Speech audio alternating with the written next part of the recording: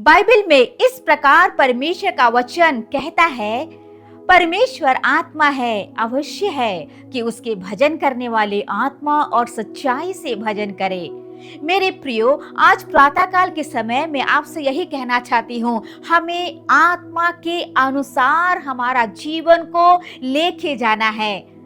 गलीतियों के पत्र उसके 5 अध्याय उसके 19 पद से लेकर यदि हम आगे को पढ़ेंगे 21 आयत तक, वहां पर परमेश्वर का वचन कहता है कि हमें आत्मा के अनुसार में चलना है और शरीर के अनुसार हमारा जीवन नहीं होना है। ये दोनों एक दूसरे के विरोध में है।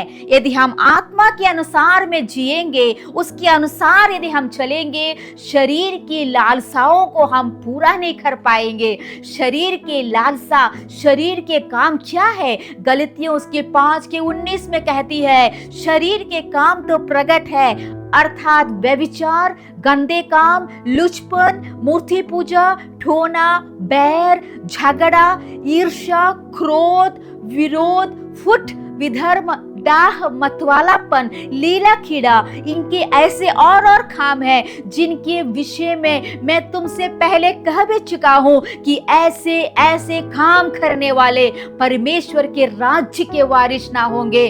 आज प्रातः काल के समय आपसे यही मैं कहना चाहती हूं, जो भी शरीर की लालसाओं के अनुसार में जीवन बिताते हैं, उसकी इच्छाओं को अपने जीवन में पूरा करते हैं, परमेश्वर का वचन साफ यहाँ पर कहता है, वे परमेश्वर के राज्य के वारिस नहीं होंगे। आज हमारे जीवन को हमें परखना है। आज हमें परख के देखना है कि हमारा जीवन आत्मा के अनुसार में, परमेश्वर के वचन के अनुसार में चल रहा है या शरीर की लालसाओं को पूरा करने के लिए हमारा जीवन आगे की ओर जा रहा है। आत्मा का फल हमारे जीवन में होना है, प्रेम, आनंद, मेल, धीरज, कृपा, भलाई, विश्वास और नम्रता और संयम।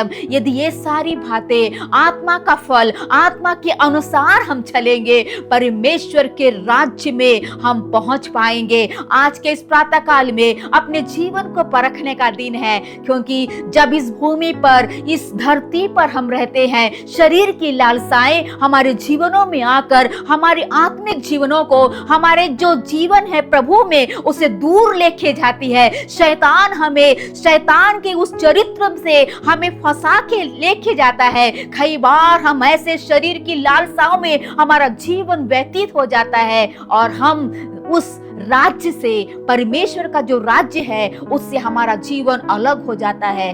परमेश्वर का वचन कहता है, जो कोई शरीर के अनुसार जिएगा, उसकी लालसा पूरी करेगा, वे कदापि स्वर्ग के उस परमेश्वर के राज्य के वारिस नहीं होंगे।